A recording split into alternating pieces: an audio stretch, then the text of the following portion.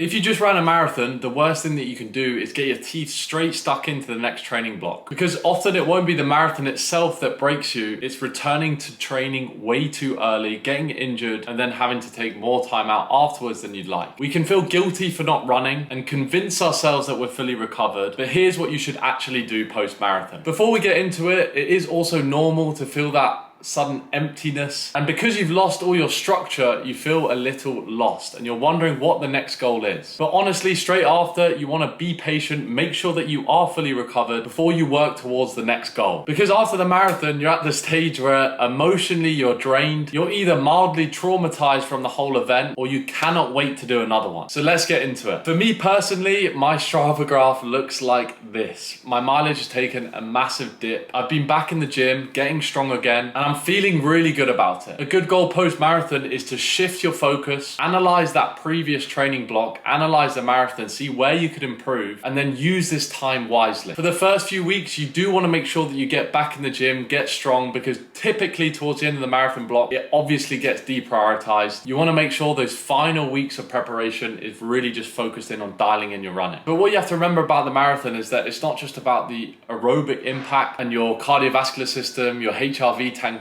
but also your muscles and tendons. You've put them through so much force throughout the marathon distance. This, combined with your immune system, your nervous system, is totally cooked. And if you've raced it hard, you probably need a bit of a break mentally too. The marathon completely takes it out of you. So this is why, even though you think you might be, you're never ready to jump straight back into a full training week. The last thing you want to do is start your next marathon block with carried niggles from this prep, a weak immune system, weak tendons and joints from the lack of strength training, so that you're not able to beat your mileage that you did in the last block. Because the easiest way to improve your running is consistently run more, increase your volume over time. And if you're not able to do this because you prioritize the wrong things post-marathon, you're not going to run your fastest time long term. You must think of the bigger picture. So step by step, here's what you do. For the first week after the marathon, honestly, I'd take off the pressure entirely. If you want to walk about, sure. If you want to do some cycling that's very gentle, that's fine. Or like me, if you want to do absolutely nothing and keep it completely chilled and focus on other areas in your life, again, this is grand. A quick reminder that you do not lose fitness in a week. A lot of runners will panic and they're so used to this force structure, this high mileage training, that you genuinely don't know what to do with yourself. You've lost your purpose. But this is a kind reminder that your fitness, particularly your aerobic fitness, is built over months and years of training. So 1 week is going to make zero difference. So in that first week back, I would honestly put no pressure on yourself to run at all. Instead, I'd be looking at your sleep, your food, your hydration, and these subtle signs outside of training that your body is slowly coming back to life. Then in the week 2, you can slowly start reintroducing running. I'd keep it very easy and short. Something like 3 or 4 short 30 to 40 minute runs, keeping it conversational. That's if you were typically before running 6 or 7 times a week. If you were just doing 3 or 4 during a marathon block, then reduce to 1 or 2. But if you do go out for a 30-minute run in the second week and your sleep gets worse, you wake up really sore, you suddenly just feel flat again, then you want to delay that process by a week. The next step to your comeback to an even faster marathon is the reverse taper. An easy way to view this is before your race, you reduced volume, you freshened up during your taper phase, and after the race, you gradually build the volume back up again so you can tolerate the training you once did before, and hopefully then surpass those volumes. But the key word here is obviously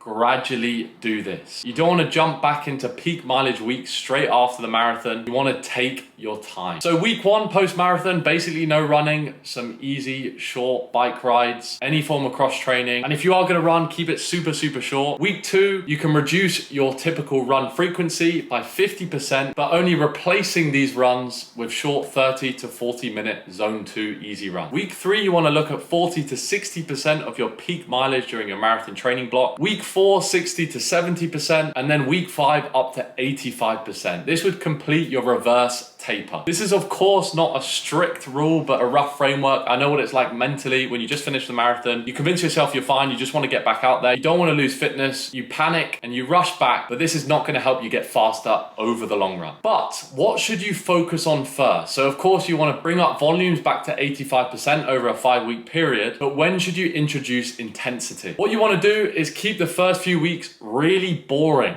but on purpose. So as mentioned, some short runs. You can also add in some relaxed, fast strides at the end of your easy runs, which is just a 15 to 20 second short sprint. Then also some light progression runs where at the end you get progressively quicker, but still not pushing towards maximum intensity, and really just trying to rebuild your rhythm. This is the best way to view it. But if every run feels very forced and you're more doing it because you're panicking and you don't want to lose fitness rather than excited to get your teeth stuck into the next training block, then you're doing it wrong. I would be patient, wait till you're excited to train again, because honestly, the mental aspect of running plays a huge role. I know for me personally, after Berlin Marathon at the end of 2025 going horrifically, I was so motivated during this London Marathon block, and it massively helped. So if you did have a recent poor marathon performance, just know that this can be used as fuel into your next marathon training block, and you just want to be in a place where your body is ready to push and mentally you're ready to really go for it. Training for a marathon is a big sacrifice. It takes a lot of time. So you have to be prepared to sacrifice other aspects of your life, potentially your social life, spending time with family or friends, and accepting the fact that you're going to feel pretty tired throughout the week. So just enjoy this period. This leads into the next problem, which is the purpose problem. Your marathon has been your main goal in your life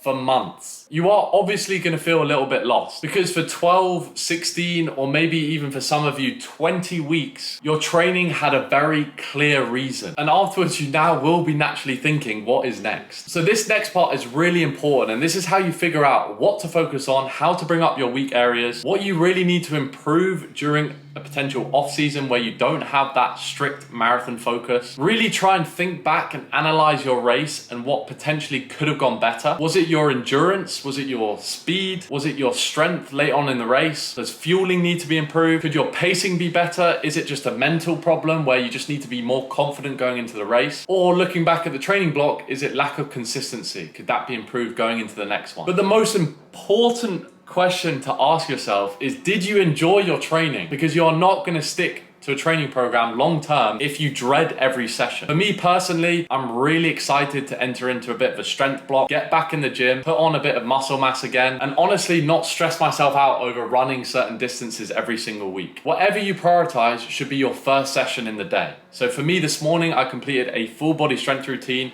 and then later tonight, I'll go out for an easy run. No pressure on pace, no pressure on heart rate. I'll just go out for an hour and complete a run. But I know with my strength workouts, I'm gonna be competitive with myself. I wanna get stronger over time. I wanna get my lifts up. And I know long-term, this will help my marathon durability, my power output, and it really gives me time to focus on what's gonna help my marathon long-term. But if you personally, looking at your marathon, you faded badly after the 20-mile or 32-kilometer mark, then you probably need more aerobic strength and you need to build up to more volume, or your fueling needs to be improved. Or, for example, if you couldn't hold your marathon pace from very early on in the race, then probably your threshold pace needs to be improved, your general speed needs work. It could be beneficial for you to go into a 5K or 10K training block. And if you got injured or you were ill throughout the training block, then definitely the last thing you need is another marathon. What you need is strength, consistency in your training, and making sure that you build back slowly so your body is healthy. I cannot stress enough how much toll it takes on your body doing a marathon. You need time out to build back and come back stronger. So here's how you actually improve your marathon time long term. If you look at all the best marathon runners, they have stacked years of consistent mileage. I started running myself in 2024. I know I have a long way to go, and I'm excited to document my improvement. In the London Marathon, just a few weeks ago, I ran a 2:44 marathon, and it excited me because I know there's so much more in the tank. But this can only come if I'm injury-free,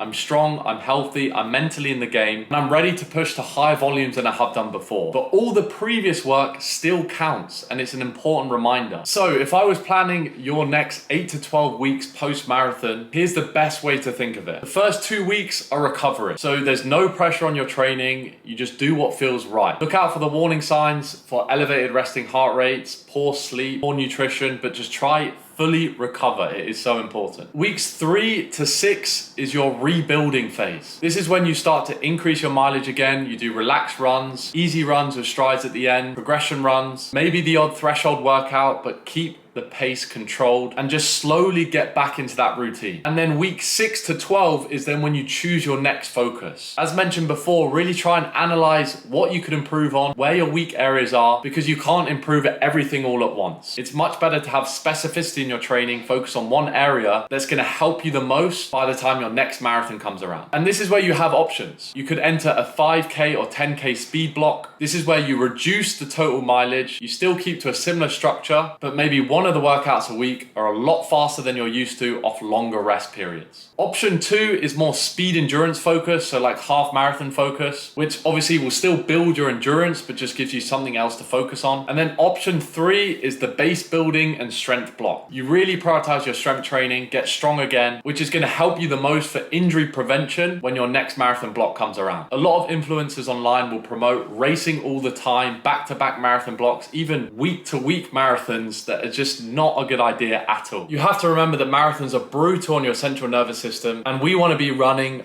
forever. The key to this game is longevity and stacking mileage over years. So the question to ask yourself post-marathon is not how quickly I can get stuck into the next training block, how quickly I can just improve my running. It's really taking your time and thinking what is going to help me most. Is it speed? Is it endurance? Is it nutrition? Is it strength? Focusing on just one thing that's going to help you run a faster time in the next one. If you've just run a marathon, comment which one you did, comment what time you did, and the goal for the next one. Thank you so much for watching this video. Hoping to make many more like this. Make sure to click subscribe if you haven't already. Catch you next time.